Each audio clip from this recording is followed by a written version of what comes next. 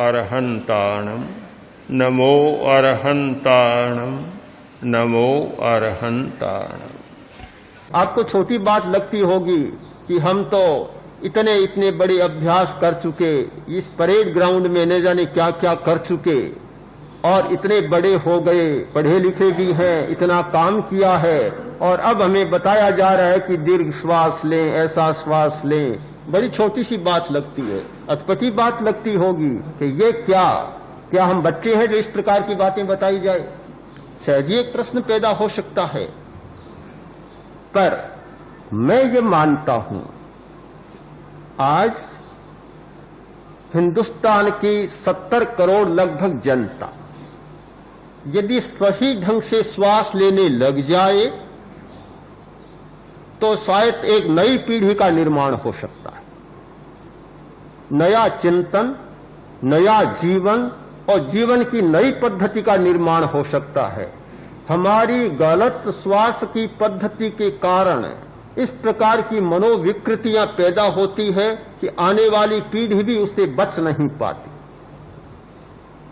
श्वास का इतना प्रभाव होता है हमारे जीवन पर, आवेगों पर तब तक नियंत्रण नहीं किया जा सकता जब तक सही ढंग से श्वास नहीं लिया जाता।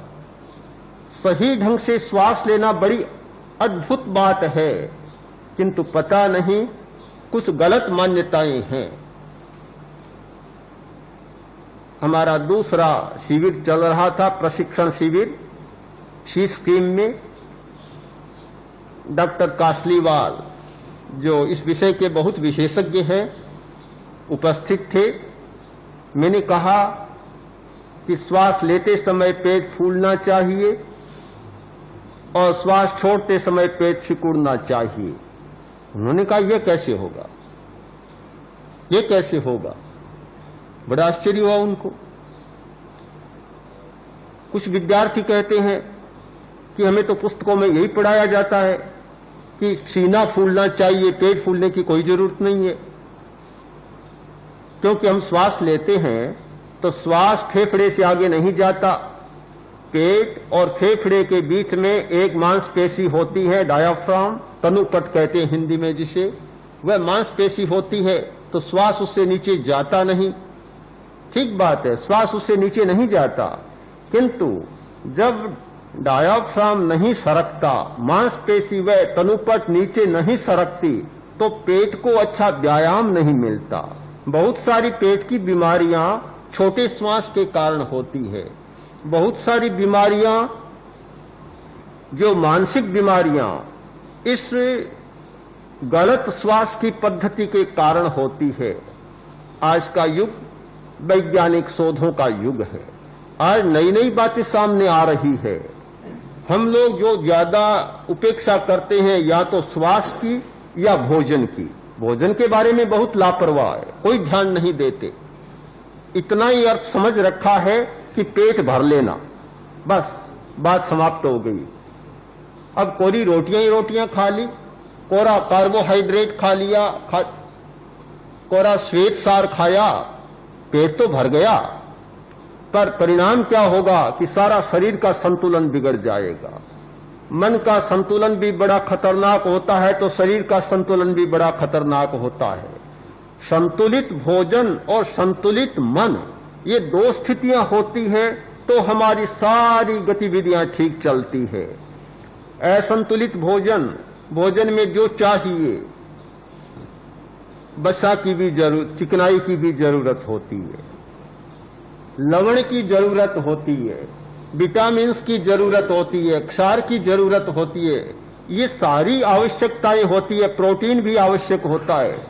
सब कुछ मिलता है तो मस्तिष्क भी ठीक काम करता है, सारा तंत्र ठीक काम करता है।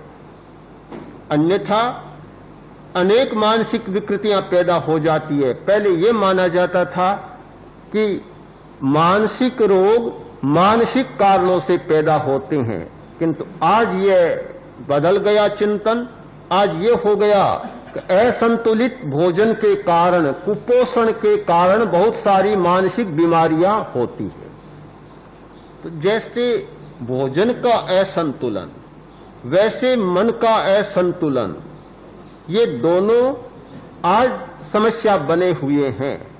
हम ये चाहते हैं कि आदमी बहुत अच्छा व्यवहार करे, बहुत अच्छा बने, पर नहीं बनता। इसके पीछे कारण है कि हमारा संतुलन किसी भी दिशा में नहीं है।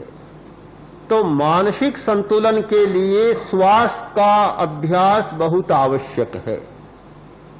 श्वास में केवल आप प्राणवायु ही नहीं लेते हैं और ऑक्सीजन ही नहीं लेते हैं, उसके साथ अनेक तत्व आपके शरीर में जाते हैं।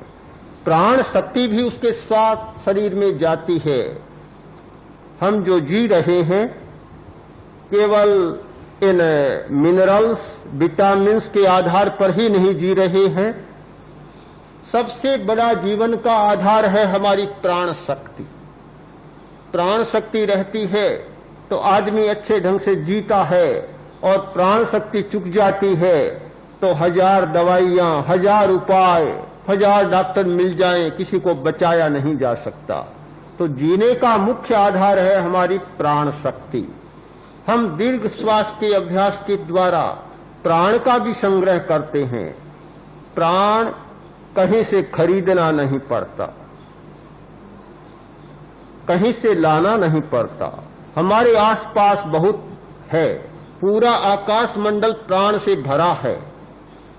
आजकल कुछ तो फर्क पड़ गया, इतना प्रदूषण हो गया, इतना प्रदूषण कि प्राण तत्व भी कम होने लग गया।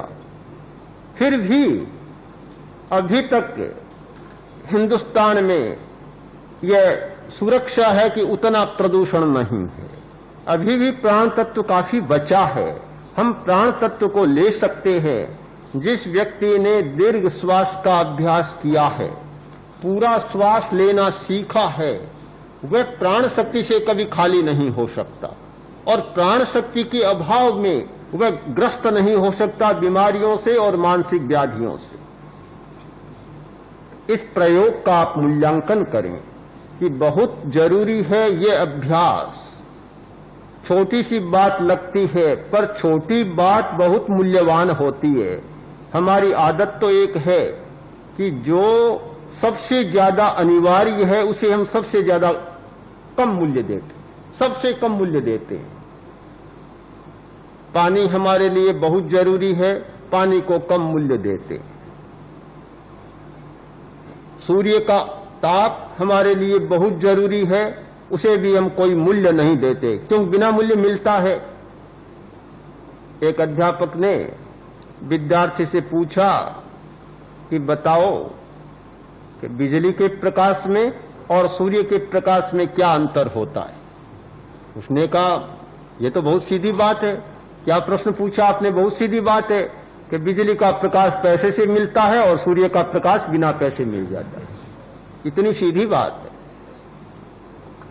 जो सीधा मिलता है, जिसका मूल्य नहीं होता, उसके प्रति हमारा ध्यान नहीं जाता।